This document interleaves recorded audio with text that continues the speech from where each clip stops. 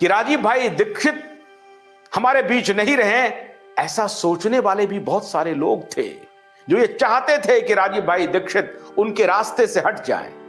वो कौन लोग थे,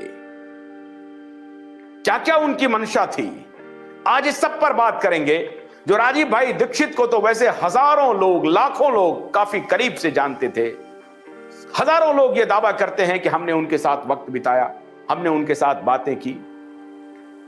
लेकिन हम एक एक करके ऐसे लोगों को आपके सामने प्रस्तुत करेंगे जो कुछ तथ्यात्मक बात रखेंगे और संपूर्ण साक्ष्य के साथ, संपूर्ण साक्ष्य के साथ रखेंगे।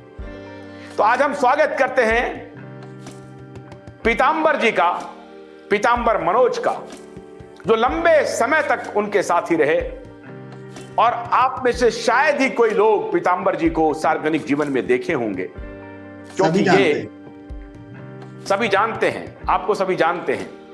तो पीतांबर जी को सार्वजनिक जीवन में रहने का भी मौका मिला और जो लोग उनके साथी थे वो सब पीतांबर जी को जानते हैं। आज पीतांबर जी का क्यूवाइब नेटवर्क स्वागत करता है। मैं आपसे ये जानना चाहता हूं पीतांबर जी कि क्या राजीव भाई दीक्षित की मृत्यु एक साधारण घटना थी? क्या राजीव भाई दीक्षित की जो मौत हुई,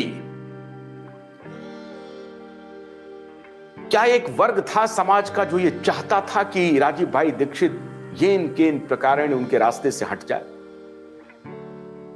वो कौन वर्ग था?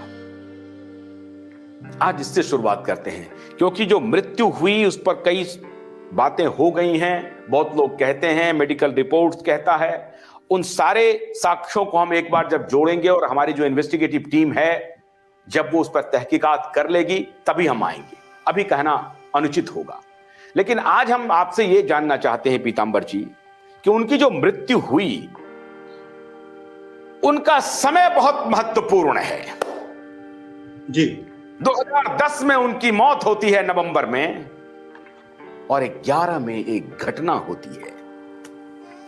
क्या उस घटना से उनकी मौत का कोई रिश्ता है? जी। आज की बहस इसी से शुरू करते हैं। तो पीतांबर जी जरा पर्दा उठाइए कि 2010 नवंबर माह में राजीव भाई दीक्षित की मृत्यु और 2011 की जो एक बड़ी घटना थी जो पूरा देश जानता है, वो घटना क्या थी, उसके ऊपर जरा आप विस्तार से दर्शकों को बताइए पीतांबर जी। मुझे लगता है कि हम पिछले 15 साल से इसी मूवमेंट में लगे हुए हैं और हरिद्वार का पूरा बैकग्राउंड जो रामदेव जी के साथ था, और अभी जो मूवमेंट जितना भी हुआ है पिछले रामलीला इवेंट के बाद, जितना भी अब तक का जो इवेंट हुआ है, उसमें सभी बच्चे, सभी लोग मेरे को जानते हैं। और जिस समय रामदेव के जो सामने वाले फेज 2 का उद्घाटन हुआ था, तो मेरी 2005 में राजीव भाई से वहीं मुलाकात हुई थी।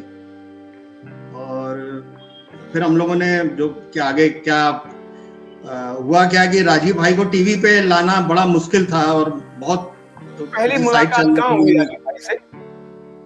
हरिद्वार में ही हुई थी, क्योंकि रामदेव का एक सुबह प्रोग्राम चलता था, तो उसी में ही सब लोग इन्फ्लुएंस हो रहे थे। तो एक्चुअल बैकग्राउंड में राजीव भाई थे। तो वो जो कहते हैं जिनकी सोच क्रांतिकारी वाली सोच थी, सभी इकट्ठा हो रहे थे। तो बहुत कम लोग थे। दिल्ली की एक टीम, मैंने जो आपको फोटो भेजी है, बस वो सिलेक्टेड इतने ही लोग थे दिल्ली में, तो बहुत कम लोग थे। तो बातचीत चली हम लोगों की वहां से, और फेज 2 का उद्घाटन हुआ तो प्रेशर ये बनाया गया कि राजीव भाई को टीवी पे आना चाहिए। तो उसका थोड़ा मुझे थोड़ा एक कहते हैं ना, उनके अंदर आया कि नहीं ये व्यक्ति कैसे लाइव टीवी पे आए। लेकिन संघर्ष करने के बाद फिर वो उनको मानना पड़ा और राजीव भाई लाइव आए। और मजेदार बात आपको तब बताएं कि वो पूरे देश के अंदर भूकंप आ गया। राजीव भाई के बोलने के बाद पूरे देश के अंदर इतना बड़ा भूकंप आ गया कि हमने पहले 4 लाइनें हरिद्वार में ली थी, वो 12 करनी पड़ी, 12 से वो 40 करनी पड़ी। इतने फोन 24 घंटे। और वो राजीव भाई के व्याख्यान अब क्योंकि पीक पे आ गया एकदम, इतनी भीड़ हो गई, हम लोग भी परेशान हो गए। हम लोग सोशल मीडिया में लगे हुए थे, उस समय सोशल मीडिया बड़ा कमजोर होता था। रेडी फॉर जो जीमेल जो भी, उससे हम लोग जितना फ्लैश कर सकते थे, पेजर भी होता था तो पेजर से हम लोगों ने मैसेज देना शुरू किए, तो काफी बड़ी तादाद में। अब हम लोगों को ये नहीं पता था कि हम लोगों के पीछे भी कोई लॉबी काम कर रही है, मतलब हमारे पीछे भी कोई सिंडिकेट काम कर रहा है, हमें नहीं पता था, क्योंकि हम लोग तो देश की कहते हैं ना, उसमें दिमाग नहीं लगा पाए हम लोग कि कुछ जो विदेशी कंपनियों को और या विदेशी लोगों को समझ, ये बड़ा कष्ट हो रहा है कि ये अगर चीज आ गई तो फिर देश के अंदर बिल्कुल परिवर्तन आ जाएगा। तो खैर दुर्भाग्य की बात, उसी समय राजीव भाई की, अब आपको मैं बताऊं, इसमें मैंने आपको एक पोस्टर भेजा हुआ है बहुत पहले, मेरे ख्याल से लोगों को दिखाया जाए। ये 14 नवंबर की बात है, 14 नवंबर 2010 को रामलीला ग्राउंड में इंडियन अगेंस्ट करप्शन, ये अरविंद केजरीवाल, इसको मैं बोलूंगा मैक्से अवार्ड विनर, जो जितना भी जो गिरोह है जो अमेरिका जिनको फंडिंग करता है और सम्मान देता है, उन लोगों का था। और मैंने सारी पिक्चरें आपको भेजी हैं कि इन सब का गठजोड़ कितना जबरदस्त था।